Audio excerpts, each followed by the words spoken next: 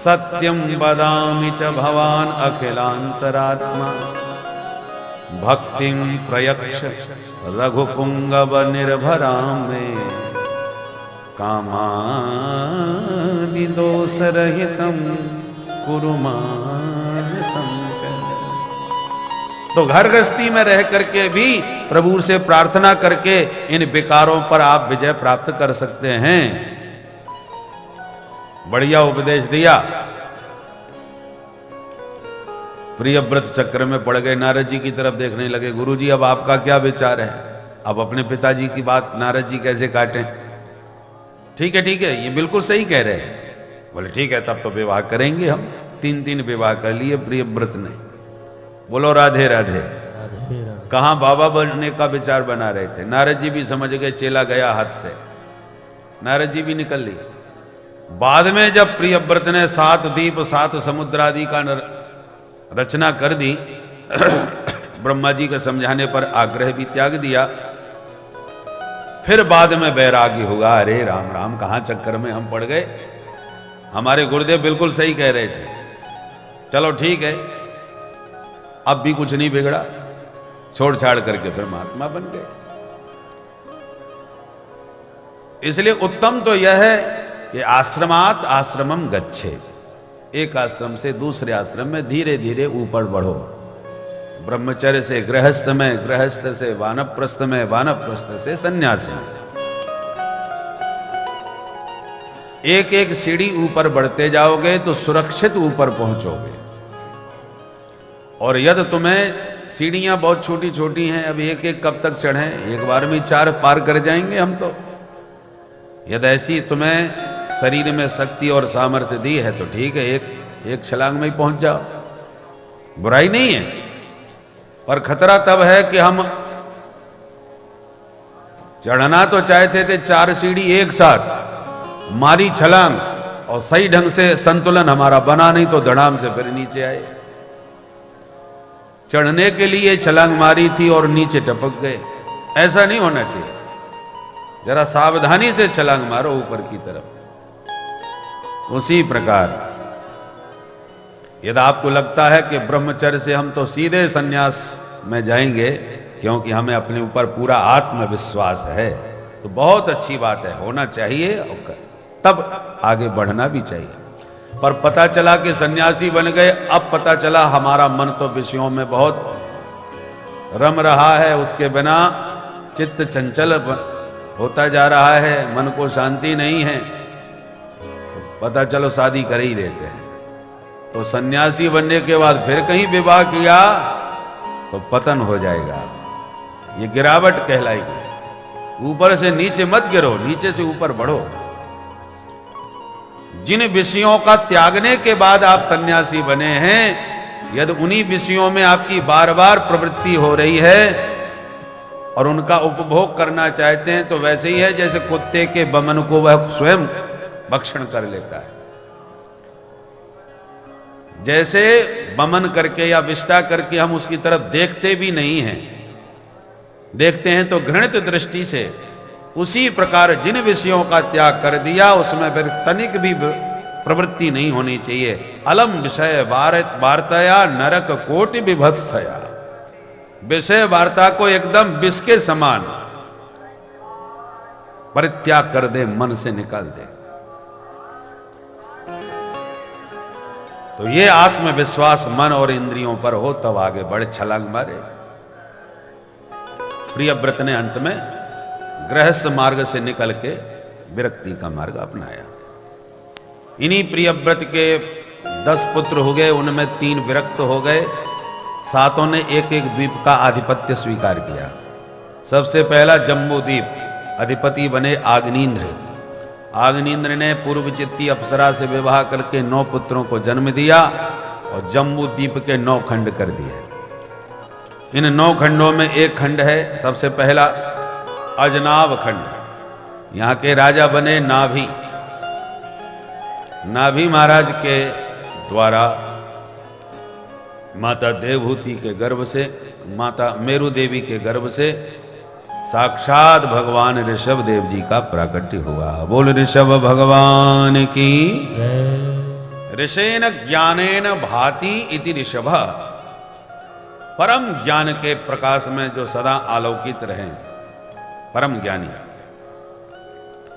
ऋषभ देव जी के प्रभाव से इंद्र को भी जलन होने लगी, ऐसे प्रतिभा संपन्न थे। पानी बरसाना बंद कर दिया। ऋषभ भगवान ने अपने योग बल से अपने आप ही अपने क्षेत्र में पानी बरसा लिया, इंद्र की आवश्यकता ही नहीं पड़ी। ये प्रभाव जब देखा तो इंद्र भी लज्जित हो गए और तुरंत अपनी बेटी जयंती का विवाह कर दिया ऋषभ भगवान के साथ। इंद्र के भी बेटा बेटी हैं, बेटा है जयंत, बेटी है जयंती। जयंत की कथा राम कथा में आप सुनते ही हैं, जो राम जी का बल अजमाने के लिए कौआ बन के आया। किंतु जयंती का विवाह ऋषभ देव जी से हुआ, जिनसे 100 बच्चों को जन्म मिला। उन 100 पुत्रों में ज्येष्ठ पुत्र हैं भरत, जो इतने प्रतापी हो गए कि इन भरत के नाम से अजनाब खंड का नाम भारत वर्ष हो गया। बोल भारत माता की। आशीत देनेदम वर्षम भारतम इति व्यपदिशन्ति। भारत में 3 भरत हो गए हैं, दुष्यंत नंदन भरत और रामानुज भरत और ये हमारे ऋषभ नंदन भरत। ऋषभ देव जी परम ज्ञानी, बाद में यही जड़ भरत बने। और कर्मयोगी भरत दुष्यंत के पुत्र, जो शेरों के साथ खेलते थे। और एक परम भक्तिमय भगवान के परम प्रेमी भरत, एक में भक्ति योग, एक में कर्म योग, एक में ज्ञान योग। तो भारत के 3 भरत हो गए हैं, तीनों का प्रतिनिधित्व करते हुए। ऐसा ये भारत वर्ष है। भरत जी महाराज परम ज्ञानी, इनके 5 बेटा हुए। बड़े बेटा सुमति को सत्ता सौंप करके ये भी भजन करने चले गए। पुलहाश्रम में भजन करते समय इन्होंने एक मृगी को पानी पीते देखा। शेर ने दाढ़ मारी तो मृगी ने छलांग मारी। मृगी गर्भवती थी, छलांग मारते ही उसका गर्भस्थ शिशु उस नदी में ही पैदा हो गया। पैदा होते ही मृगी तो प्रसव पीड़ा में समाप्त हो गई और नन्हा सा उसका बच्चा पानी में छटपटाने लगा। चतुष्पाद जो जीव हैं, ये जन्मते ही तैरना जानते हैं, इनको तैरना सिखाया थोड़ी जाता है। तो छटपटा रहा था पानी में, तो भरत जी को दया आ गई, दौड़ करके उसको पानी से निकाला। और फिर विचार किया कि किनारे छोड़ दूंगा, कोई जंगली जानवर उठा के ले जाएगा। तो उसको गोद में लेके अपनी कुटिया में ले आए। कुटिया में रखा और कुछ ही दिनों में वो बच्चा भरत जी से खूब हिल मिल गया। भरत जी भजन करने बैठते हैं, ध्यान में बैठते हैं तो आकर के कभी चाटने लगता है, कभी सिर खुजलाने लगता है। भरत जी आंख दिखा के डांट देते हैं तो तुरंत कान उठा करके भोली सी सूरत बना के सामने चुपचाप बैठ जाता है। भरत जी का चित्त और द्रवित हो जाता है कि बेचारा अनाथ है, इसके मैया बाप तो कोई है नहीं, मुझसे ही प्रेम करता है। तो तुरंत उसको गोद ले लेते हैं, हाथ फेरते हैं, बहुत दुलार करते हैं। पर धीरे धीरे वो दुलार इतना बढ़ता गया कि भजन का समय छूटता गया। आए थे हरे भजन को, होटल लगे कपास। इसलिए कहते हैं मनी राम जी का अंतिम समय तक विश्वास कभी मत करना। कभी भरत सोच सकते हैं कि मेरी आसक्ति किसी में हो जाएगी। सबसे ज्यादा आसक्ति तो स्त्री और पुत्र में होती है, उसके बाद आसक्ति कुर्सी में होती है, सिंहासन में होती है। और जो इन सबकी आसक्ति छोड़े बैठा है वो कहां फंस सकता है, सोचिए जरा। सार्वभौम पद भरत का छोड़ दिया, पत्नी पुत्र त्याग दिए और फंसे तो कहां, एक मृग के बच्चे में। इसलिए ये आसक्ति कभी भी आसक्ति ये मत सोचिए कि अब आसक्ति से हम ऊपर उठ गए, अब हमारी कहीं आसक्ति नहीं होने वाली, अपना घर परिवार सब छोड़ दिया। इसलिए आसक्ति तो कभी भी आ सकती, बुढ़ापे में भी आ सकती। इसलिए कभी भरोसा मत करो। मन की गति है अटपटी, झटपट लखे न कोई। जब मन की खटपट मिटे तो चटपट दर्शन हो। मन के हारे हार है, मन के जीते जीत, और मन ही मिलावत राम ते, मन ही करत फजीत। इसलिए मन को अनुकूल बनाओ। मन के अनुकूल बनने की कोशिश करोगे तो ये मन तुम्हें न जाने कहां ले जाएगा। मन कहता है अरे देखने में क्या बुराई है, देख लो तो देख लिया। अरे छूने में क्या बुराई है, थोड़ा छू लो, छू लिया।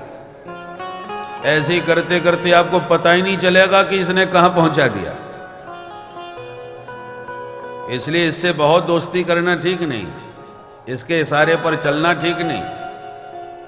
मन को गोस्वामी तुलसीदास बाबा की तरह डांटते रहो, नियंत्रित करते रहो, घोड़े की तरह।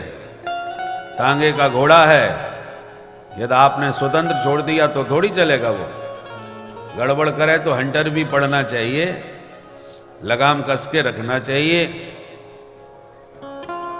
अपने अनुसार उसे चलाना चाहिए। घोड़े के अनुसार हमारा तांगा थोड़ी चलेगा। ऐसी मन पर संयम करो। कभी उसको प्यार भी दो, कभी डांट भी लगाओ। तुलसीदास ते ही, तुलसीदास सठ ते ही भज, डांट भी रहे और कभी कभी दुलार भी करते। पूरी राम कथा सुना करते, फिर दुलार करते हुए कहते हैं, पाई न के ही गति पतित पावन, राम भज सुन सठ मना। पतित पावन, राम भज सुन सठ मना। मेरे राम भज सुनो सठ मना। मेरे राम भज सुन सठ मना। डांटते भी हैं और लोभ भी देते हैं। बोल बता, इतने पापी भरे पड़े हैं, कौन सा बड़े से बड़ा पापी है जो राम जी से जुड़ करके तर नहीं गया। पाई न कहीं गति, किसने गति प्राप्त नहीं करी, किसकी मुक्ति नहीं हुई। और फिर कहते हैं सुन सठ मना। अरे दुष्ट मन है, ये दुष्टता छोड़, और जो भगवान के चरणों में जाते ही जीव तर जाता है, ऐसे प्रभु के चरण शरण ग्रहण कर। ध्येयम सदा, ऐसे उसको कभी प्यार भी दो, कभी डांट भी दो। मन को अपने अनुसार चलाओ, मन के अनुसार आप न चलो, मनमानी मत करो।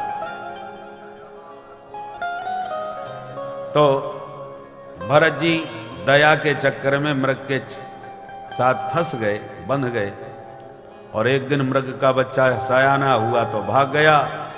बहुत ढूंढने पर नहीं मिला तो रोते रोते उसी की याद में प्राण त्याग दिया। अब